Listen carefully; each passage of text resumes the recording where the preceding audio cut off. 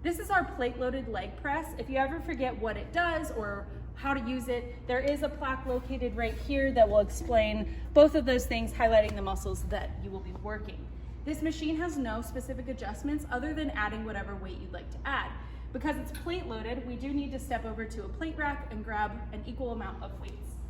So in this case, I'm going to grab a 25-pound plate and add it to each side.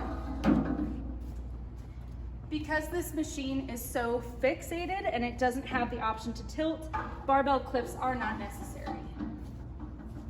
We get a lot of questions about how to adjust this to someone's height, because for someone who's short like me, you're kind of starting in a weird position. But what you're gonna do is this yellow lever here is what releases this brake or this stopper. So I'm going to push forward, lift the lever, and then find my comfortable foot placement.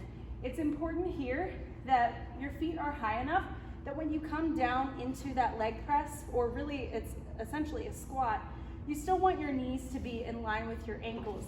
There's a tendency to keep your feet low, and then if you look at how far forward my knees are over my toes, that's definitely not safe and could cause injury. So we're coming down, getting a nice deep range of motion, and then pushing forward. Down and up. Do as many reps as you'd like. Then in my case, because I am short, I have to extend the leg press, grab the lever, and pull the stoppers back, and then release, and I'm done. On a machine like this that's plate loaded, you do want to make sure that any weights that you brought on, that you go and put them away, and then also sanitize your machine at the end.